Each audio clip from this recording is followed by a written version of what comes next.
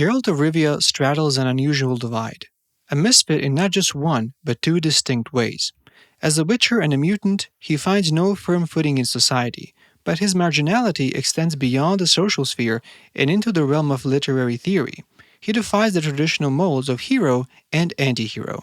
Rather, he exists in an intriguing limbo, eliciting both admiration and disdain. His unique skills do not elevate his societal standing, nor do they relegate him to further obscurity. His role as a witcher invites disdain from those he safeguards, but paradoxically, it's this very role that equips him to champion his beliefs. Intriguingly, destiny adds another layer to this intricate narrative, a layer we will also explore in this video. As a character in mainstream entertainment, it is possible to name some heroic qualities of Geralt and his adventures.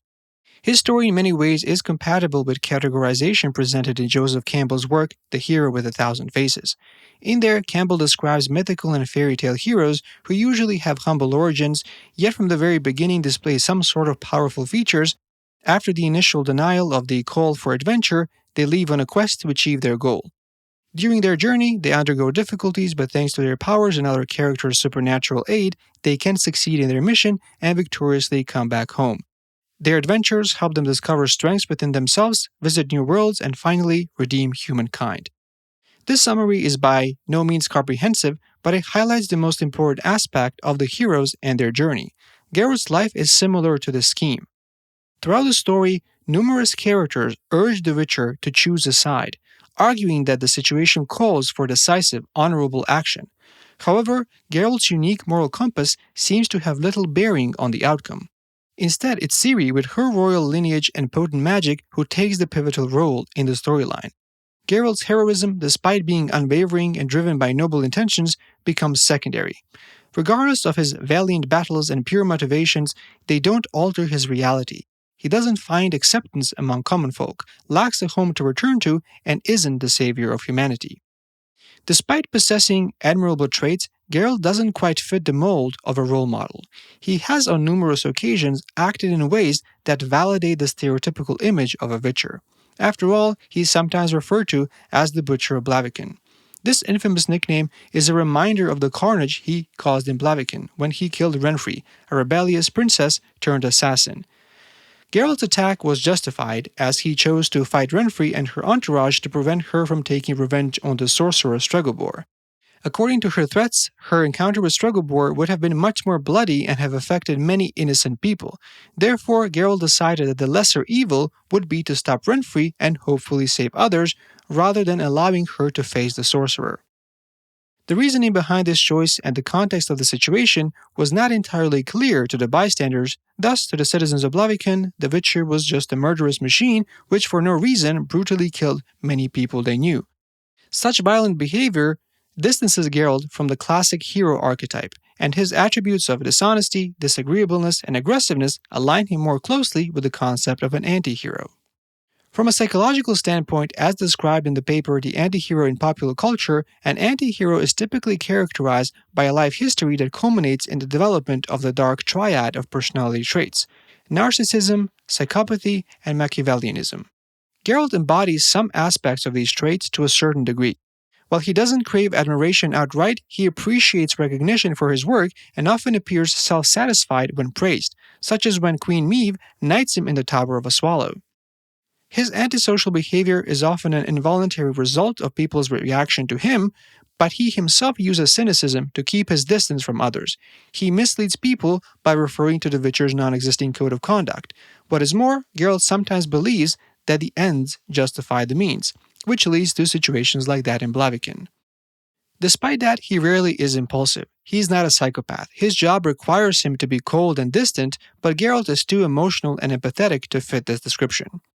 A discussion on the topic of Witcher's morality and function in society broke out between Geralt and a lawyer with questionable morals, Kodringer, who for good payment would do anything, legal or not. Kodringer believes that the Witchers, just as lawyers, need to be modern and move with the spirit of the times. He calls Geralt old-fashioned and his business a relic.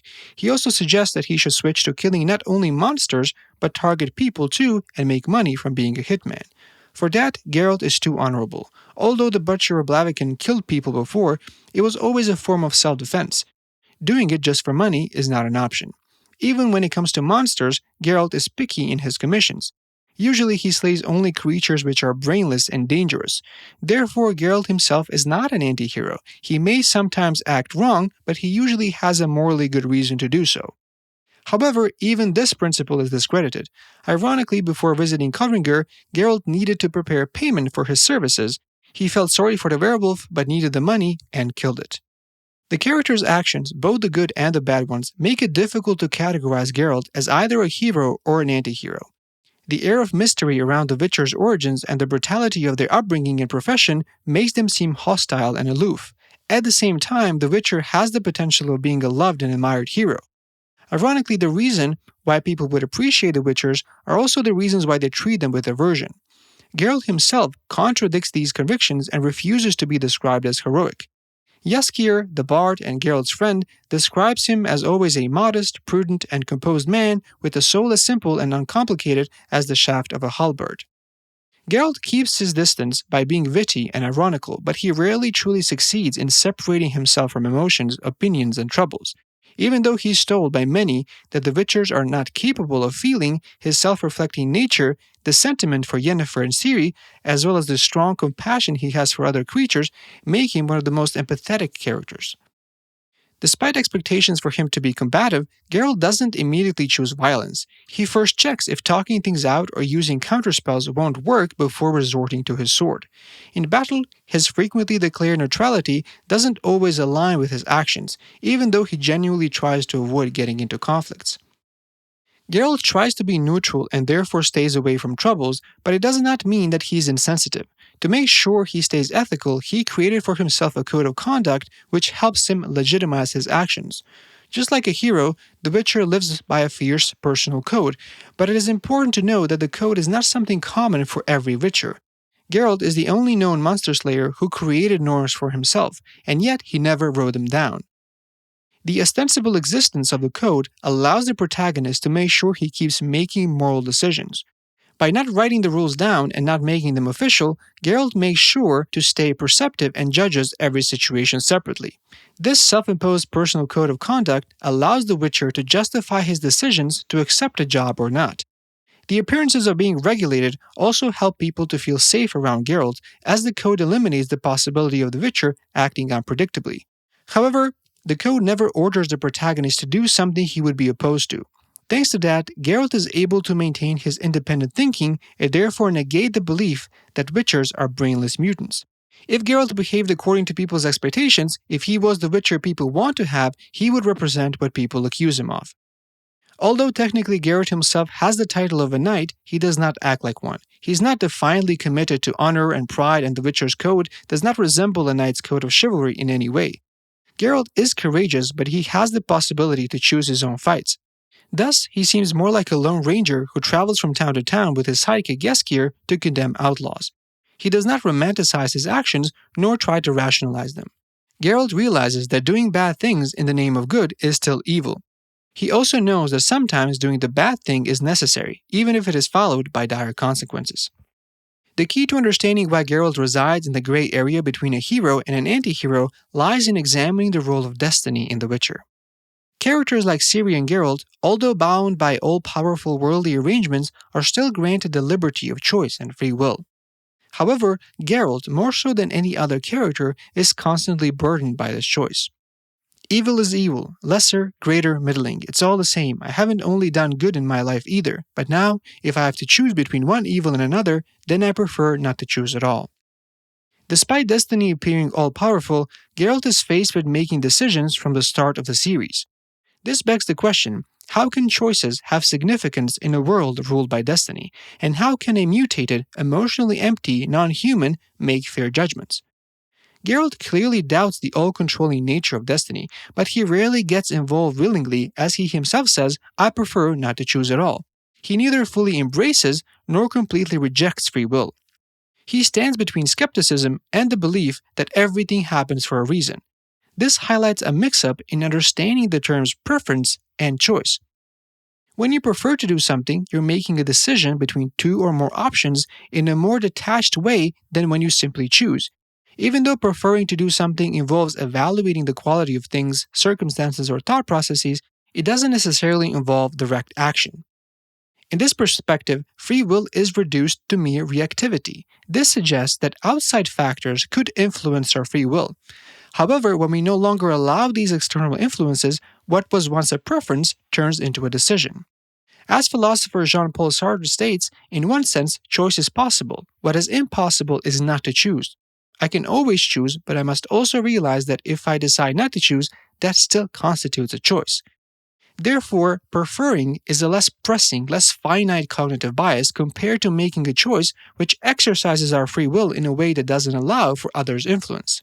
A decision becomes truly a choice and not just a preference when we consciously recognize it as our own. Because of that, making a choice is an inherently proactive mental process that isn't always straightforward. In The Witcher's world, while the freedom to choose appears valued, it tricks and leads Geralt to one of the two possible sides of the same coin. This act of choosing then triggers a series of events leading to a significant impact on the story. The show itself seems to be telling us that the main driving force of the plot is not all-powerful. For Geralt, destiny exists as an archetypal mentor he has yet to meet. Seemingly indifferent to its authority at first, he vainly rejects destiny's value, only to gradually become more mindful of its many faces.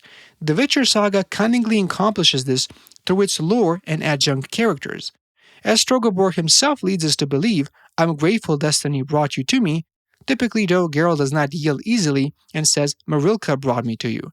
His disobedience does not go unpunished. Geralt learns, oftentimes the hard way, that destiny is not inconsequential. In the debut episode of the first season, Geralt is weighed down by the heavy toll of decision-making. Geralt rides the previously mentioned Blaviken with a Kikimora carcass strapped to the saddle of his horse. The beast he had slain, he's told, would surely be of interest to the town's mage, Stregobor. As it later turns out, this was but a ploy devised by the sorcerer in order to ask for Geralt's help in killing an allegedly cursed girl named Renfri. She, in turn, also asked for the Witcher's aid in her equally vengeful plot. Geralt refuses them both, invoking the lesser evil argument, and suggests instead that Renfri leave Blaviken. She reluctantly agrees, though a lie, bewitches Geralt and subsequently forces him to intervene. Although he attempts to stop Renfri from killing Stregobor, he is forced to retaliate upon being attacked by her band of mercenaries and later on Renfri herself. Why men throw their lives away attacking an armed Witcher, I'll never know. Something about my face? Thereafter, Geralt came to be known as the Butcher of Blaviken. Geralt's attempt to trick destiny only guaranteed it. And although disguised as choice, the inevitable came to pass, setting up Geralt's moral code in accordance with those of the books. His witcherly neutrality is contested at every step by characters, politics, and destiny itself, ultimately forcing Geralt to accept that which is outside his reach, paving the way for his compliance with the overarching intrigue. The lesser evil, no matter what you choose, you'll come out bloody and hating yourself. Geralt of Rivia defies conventional character categories. His actions are often heroic, but he shies away from idealization and limits his moral obligations to his professional duties. The Witcher rejects the abject ideas and in a way downgrades himself from a hero to a middleman. Through his code of conduct, he makes sure to stay ethical and calm. Geralt acknowledges his flaws and reflects on his own social position, and the reader is invited to do the same. The premise of his spiritual journey, which takes place parallelly to his adventures, is to better form his own identity. Estranged from humans, monsters, and other Witchers, Geralt refuses to be put into a box, just as he struggles to be neutral. He always ends up acting either in a good or a bad way. However, he never acts out of hatred. He says to Ciri, to be neutral does not mean to be indifferent or insensitive. You don't have to kill your feelings. It's enough to kill hatred within yourself. By refusing to choose sides, Geralt has the position to ridicule those who excessively try to set an example. His neutrality also exposes people's deplorable intentions, and it allows them to have strong opinions on ideas and issues portrayed in the novels like chivalry, racism, justice, and power. His efforts to find the best option and his outsider perspective allow him to be a great observer of the society. Thanks to his dark humor and sarcasm, the scrutiny that humankind is subjected to is presented in an inviting and digestible way. He challenges our assumptions, raising anew the question of how we see or wish to see ourselves. The saga about the Witcher is a great example of duality. In the context of the plot, Geralt tries to stay on the middle ground between good and evil. In a way, the Witcher is a hero, a positive character who tries to make a positive change. In many ways, his adventures are compatible with Joseph Campbell's description of heroic journeys, but at the same time, Geralt cannot be easily categorized as a role model. His refusal to be treated as one is mirrored in his efforts to be neutral. He does not want to glorify himself, as his self-reflections often lead him to judging his actions as bad. Morally gray, he is neither someone who deserves admiration nor a character who should be condemned. The ambiguity of Geralt's literary status reflects the ambiguity of his identity, as he does not think of himself as a man nor as a monster. In the end, we can conclude that much like Geralt, the choices we make are the crosses we bear, and only by acknowledging them can we begin to deny destiny its due. However, I may be wrong because, as Geralt would say, it doesn't rhyme, and all good predictions rhyme. What are your thoughts on the interplay of destiny and free will in Geralt's life? Comment your views down below, I'd love to hear them. I hope you enjoyed this analysis. Please leave a like to support the video if you did. This was Heads and Tails. Till next time.